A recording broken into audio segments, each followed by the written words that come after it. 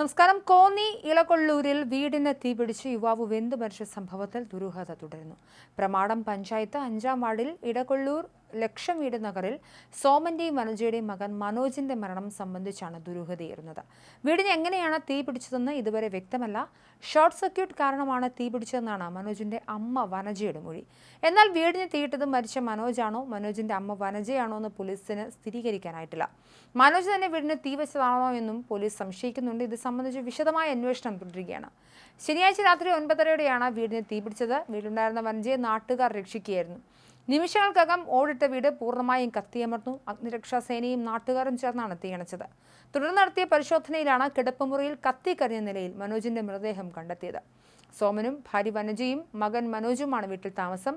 മനോജ് ശബരിമലയിലെ ഹോട്ടൽ ജീവനക്കാരനാണ്. ജോലി സ്ഥലത്ത് നിന്നും ശനിയാഴ്ച പുലർച്ചെയാണ് ഇയാൾ വീട്ടിലെത്തിയത്. വൈകിട്ട് കുടുംബാംഗങ്ങളെല്ലാം ഒരുമിച്ച് മദ്യപിച്ചതായും പിന്നീട് വഴക്കുണ്ടായതായും അയൽക്കാർ പറയുന്നുണ്ട്. വഴക്കിന് പിന്നാലെ രാത്രി 7 മണിയോടെ അച്ഛൻ സോമനെ മനോജ് വീട്ടിൽ നിന്നും ഇറക്കി വിട്ടിരുന്നു. വീട്ടിൽ നിന്നും മകൻ ഇറക്കി വിട്ടതിന് പിന്നാലെ സോമൻ ബന്ധുവിന്റെ വീട്ടിലേക്ക് പോയെന്നാണ് വിവരം.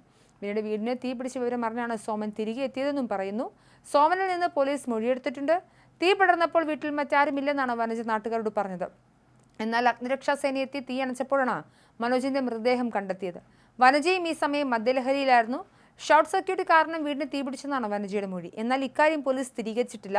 ഏതാനും മാസങ്ങൾക്ക് മുൻപും ഷോർട്ട് സർക്യൂട്ട് കാരണം വീട്ടിൽ ചെറിയ തീപിടുത്തം ഉണ്ടായിരുന്നു.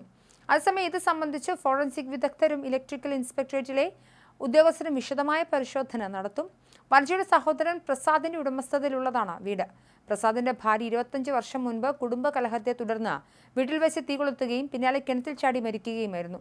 5 വർഷം മുൻപ് പ്രസാദിനെ വീടിന് സമീപം മരിച്ച നിലയിൽ കണ്ടെത്തിയിരുന്നു. 8 വർഷം മുമ്പാണ് വീട്ടിൽ വനജയും ഭർത്താവ് സോമനും മകൻ മനോജും താമസമാക്കിയത്. ആരോടും അടുപ്പം പുലർത്താത്ത പ്രകൃതക്കാരായിരുന്നു മനോജും കുടുംബവും. സ്ഥിരമായ ഒരു ജോലിക്ക് പോകാത്ത മനോജ് ഇടയ്ക്ക് പെട്രോൾ പമ്പിലും ഹോട്ടലിലും പണിയെടുത്തിരുന്നു. മനോജും മാതാപിതാക്കളും ഒന്നിച്ചിരുന്ന് മദ്യപിക്കുന്നതും വഴക്കുണ്ടാക്കുന്നതും പതിവായിരുന്നുവെന്ന് നാട്ടുകാരും പറയുന്നു.